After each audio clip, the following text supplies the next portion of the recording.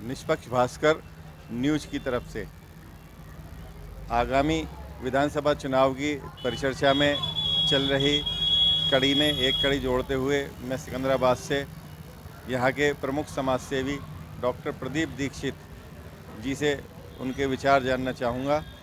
चलते हैं डॉक्टर प्रदीप दीक्षित जी के पास।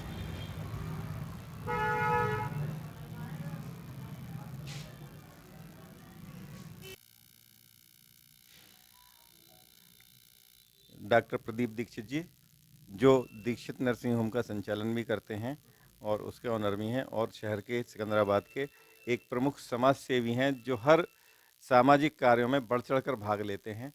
तो उनसे जानना चाहते हैं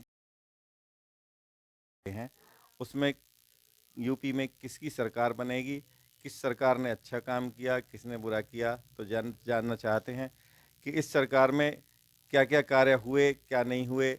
जनता ने आरोप लगाए हैं कि इस सरकार में महंगाई ने बहुत ज़्यादा कमर तोड़ दी है। तो इस पे विचार जानना चाहेंगे डॉक्टर प्रदीप दीक्षित जी। सबसे पहले तो मैं पत्रकार बंधुओं का हार्दिक अभिनंदन स्वागत करता हूं कि मेरे आवाज़ पर आए, मेरी बात सुनने और सुनाने का मौका दिया है, उसके लिए दिल से हार्दिक धन्यवाद। जहां तक आपने मुझसे पूछा है कि सरकार ने क्या किया है, आज़ाद हिंदुस्तान में आज तक जितनी भी सरकारें आई हैं, बिजली, पानी और सड़क, ये मूलभूत सुविधाएं हैं। मैंने देखा है कि इन मूलभूत सुविधाओं को भी पूरा नहीं कर पाएंगे आज़ाद हिंदुस्तान में, जबकि ये कभी की पूरी हो जानी थी।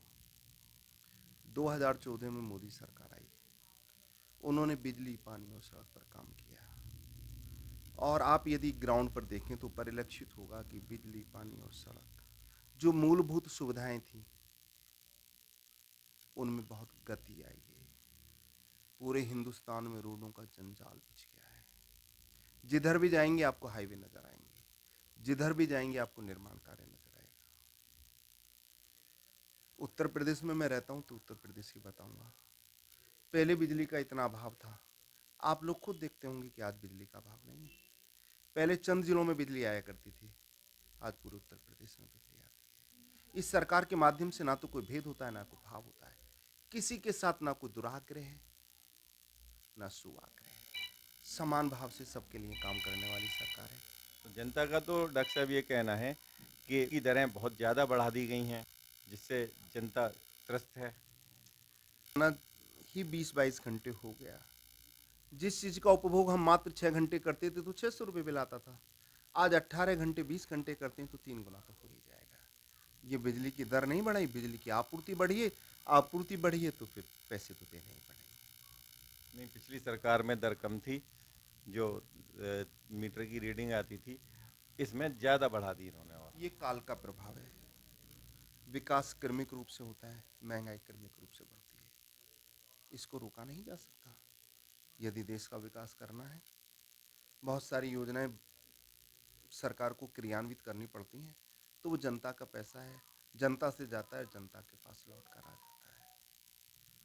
जैसे भगवान राम के विषय में कहा करते थे कि जब भगवान राम का शासन था, तो जैसे बादल पृथ्वी से जल लेते हैं, पता नहीं पड़ता कि जल ले भी रहे हैं या नहीं ले रहे हैं, और जब वर्षा करते हैं तो सबको दिखाई देता है।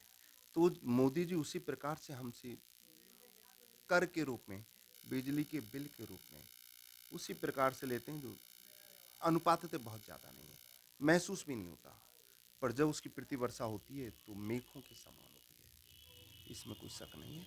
महंगाई है, ये काल का प्रभाव है, पर उतनी ज़्यादा नहीं है जिसके लिए गवर्नमेंट को लांछित किया जा सके। और जो कह रहे हैं कि जी योगी सरकार में क्राइम रेट भी ज़्यादा बढ़ा है बजाय पिछली सरकारों के, इस पे आप क्या बोलना चाहेंगे? पहले जितनी भी सरकारें आती थी वो लौकिक सरकार होती थी। मोदी जी, मैं बड़े फक्र के साथ कहता हूँ कि हिंदुस्तान को जैसा राजनेता चाहिए था, ये वैसा राजनेता है। ये देश, धर्म और संस्कृति पर विश्वास करने वाला राजनेता है। ये पाप को पाप समझता है और पुण्य को पुण्य समझता है। किसी भी राजा को राज सत्ता संचालन के लिए सात्विक होना चाहिए, और योगी जी सात्विक हैं। जब वो सात्विक हैं तो सबको समान दृष्टि से देखते हैं, और असत को असत और सत को सत कहने की हिम्मत योगी जी और मोदी जी में है। और योगी जी मोदी जी के शासनकाल में चूंकि सद को सद और असत को असत कहने की हिम्मत रखते हैं, उसका क्रियान्वयन करने की क्षमता रखते हैं, तो निश्चित रूप से जो क्राइम था उसका ग्राफ कम हुआ है। चूंकि मोदी जी, योगी जी किसी गलत आदमी को, गलत व्यक्ति को, अपराधी को ना संरक्षण देते हैं, ना दिया है, ना आगे देंगे। जो लोग कहते हैं कि क्राइम हो रहा है वो मिथ्या भाषण है उनका, उस बात में कोई दम नहीं है। और जो आम पब्लिक में चर्चा है कि इन्हीं मुद्दों पर इस योगी सरकार का आना थोड़ा कठिन है, बहुत मेहनत करनी पड़ेगी, जैसा लोग आरोप लगाते हैं। चर्चाओं में हम जाते हैं तो वहाँ कहते हैं कि भाई योगी जी की सरकार अब की बहुत मुश्किल बनेगी, तो इसमें आप क्या कहना चाहेंगे? वो चंद लोग हैं, चंद लोग हैं मोदी जी के, योगी जी के सत्कार्यों को अनदेखा करते हैं। पर मैं विश्वास के साथ बता देता हूँ आपको, पिछली बार 325 सीटें आई थी, और करीब करीब उतनी ही सीटें इस बार आएंगी। 2-4 सीटें बढ़ जाएं तो उसमें कोई अतिशयोक्ति नहीं है। और जो ये चल रहा है राशन व्यवस्था, कुछ लोगों ने कहा, मैं अभी एक जगह गया था प्रोग्राम में, तो वहाँ बहुत सारे लोग ये कह रहे थे कि भाई योगी जी ने और मोदी जी ने ये जो राशन फ्री में दिया है ये गलत दिया है। कुछ लोगों का मत था कि भाई ये सही दिया है, क्योंकि हमने भी सर्चिंग करी तो हम देखते हैं कि बहुत लोग जाके राशन लेते हैं और वहाँ से जा कर के उसे दुकानों पे बेच देते हैं। तो मैं जानना चाहूँगा कि ये जो इन्होंने राशन की व्यवस्था दी, उन्होंने अच्छा सोच के दी, लेकिन लोगों ने इस पे ऐसा उठाया, उस पे क्या कहना चाहेंगे? क्या विचार हैं आपके कि ये सही किया उन्होंने, गलत किया? इससे जनता पक्ष में हुई या विपक्ष में हुई? ये पूरे हिंदुस्तान के सापेक्ष में दिया है। मोदी जी को गरीब आदमियों में, वो गरीबों के रक्षण और प्रतिरक्षण के लिए राशन देते हैं, पर उनकी योजनाओं का कई बार संपन्न लोग भी फायदा उठा लेते हैं। और वो फायदा उठा के, देखिए जब अच्छा काम होता है तो 100 लोगों को फायदा होता है, और 2 लोग उसका गलत फायदा उठा लें, ये संभव है कि हो सकता है कि 2 लोगों ने उसका मिसयूज किया हो। वो संपन्न हो, उनको राशन की जरूरत ना हो, फिर भी राशन लेते हो और दुकानों पे बेच देते हो, ऐसा हो सकता है। पर बहुत सारे लोगों को इसका फायदा हुआ है। ये कोरोना काल आया था, महामारी काल आया था, लोगों के घरों पे खाने को नहीं था। अगर मोदी जी देश के राष्ट्र अध्यक्ष हैं, पितृवत कार्य करते हैं, जैसे एक पिता को अपने पुत्र की चिंता रहती है, मोदी जी ने अपनी जनता की उसी प्रकार से चिंता की, और गरीबों के लिए अन्न आपूर्ति की। जो राजसत्ता का फर्ज है, गरीबों के लिए अन्न आपूर्ति करें, उन्होंने की। हो सकता है इसका कुछ लोगों ने गलत अर्थों में भी फायदा उठाया हो सकता है, मैं इसको मना नहीं करता, पर गरीबों को इससे बहुत फायदा हुआ है। इसके लिए मोदी जी, योगी जी साधुवाद और धन्यवाद के पात्र हैं। और ये सिकंदराबाद विधानसभा क्षेत्र की जो विधायिका हैं, उन पर पब्लिक आरोप लगाती है कि उन्होंने ज़मीनी स्तर पे यहाँ कोई काम नहीं किया, और आगे उन्हें बहुत मेहनत करनी पड़ेगी, या उन्हें टिकट होगा या नहीं होगा, इस पे भी चर्चाएं जोरों पर हैं शहर में। तो इस पे आप क्या कहना चाहेंगे, क्या बोलेंगे? देखिए, जहाँ तक टिकट का मामला है, ये तो शीर्ष नेतृत्व का मामला है, उसको डिसाइड करना है किसको टिकट देना है, किसको नहीं देना। और जहाँ तक हमारी विधायिका जी की करने और ना करने वाली बातें हैं, इसमें कोई शक नहीं। मैं हमेशा जब विधायक जी के बारे में बात आती है तो मैं कहता हूँ कि वो नगर का रक्षण परिरक्षण मात्रवत करती है। इस बात में भी कोई अतिशयोक्ति नहीं है।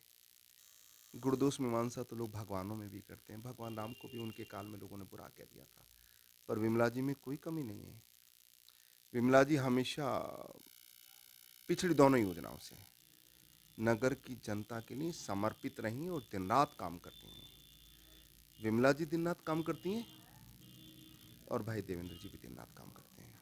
उनको नगर की जनता नहीं, अपितु पूरी विधानसभा की जनता की दिन रात मात्रवत चिंता करती है हमारी विधायिका जी, इसमें कोई शक नहीं है। जो भी उनके पास जाता है कभी कोई निराश नहीं आता। और आलोचना की रही बात, तो आलोचना तो बड़े अच्छे अच्छे लोगों की लोग कर देते हैं, पर इसका कोई मतलब नहीं है, उनकी आलोचना करने का कोई मतलब नहीं है। क्योंकि मैंने खुद व्यक्तिगत तौर पे देखा है कि वो दिन रात काम करने वाली विधायक हैं, दिन रात काम करने वाली नेता है। लेकिन पब्लिक का तो यही आरोप है ना कि वो ज़मीनी स्तर पे कहीं दिखाई नहीं देती, कहीं कुछ नहीं कर पाते। कुछ लोग ऐसा कहते हैं, कुछ लोग ऐसा करते हैं। हमारा भी व्यक्तिगत सर्वे है, 90% जनता विधायक जी से खुश है। 90% जनता उनकी प्रशंसा करती है। 10% लोग अच्छा बुरा तो सभी लोग कहते हैं, 10% लोग हो सकता है बुरा कहते हैं, पर मैंने व्यक्तिगत तौर पे देखा है लोग उनकी प्रशंसा करते हैं। और प्रशंसा किसी व्यक्ति की नहीं होती, उसके कार्यों की होती है। और विधायक जी ने बहुत अच्छा कार्य किया है। और जो आगामी विधानसभा चुनाव हैं, उसमें सरकार कैसे बनेगी, इस पर थोड़ी-सी प्रकाश डालेंगे कि भई किसकी सरकार की संभावना ज़्यादा है? ज़ोर तो सभी लगा रहे हैं, सभी प्रत्याशी अपने-अपने लिए लुभावने वादे भी कर रहे हैं। तो इस पे आप क्या रोशनी डालेंगे थोड़ा? देखिए, आज जो राजनीति हो रही है, राष्ट्रवादी और अराष्ट्र बीच में हो रही है। मेरा राष्ट्र रहेगा तो सब कुछ रहेगा, मेरा राष्ट्र नहीं रहेगा तो फिर क्या? तो ये राष्ट्रवादी और अराष्ट्रवादियों के बीच में युद्ध है। निश्चित रूप से राष्ट्रवादी ही इस युद्ध को जीतेंगे, 101%।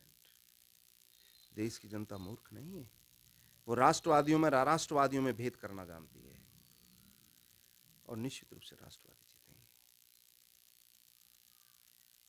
ठीक है, डॉक्टर साहब के विचार हमने जाने और डॉक्टर साहब का कहना है कि निश्चित रूप से अब की बार भी योगी जी की सरकार ही पूरे पूर्ण बहुमत के साथ में बनेगी। इसी के साथ मैं नरेश कुमार और भाई सुधीर जी के साथ निष्पक्ष भास्कर न्यूज़ सिकंदराबाद।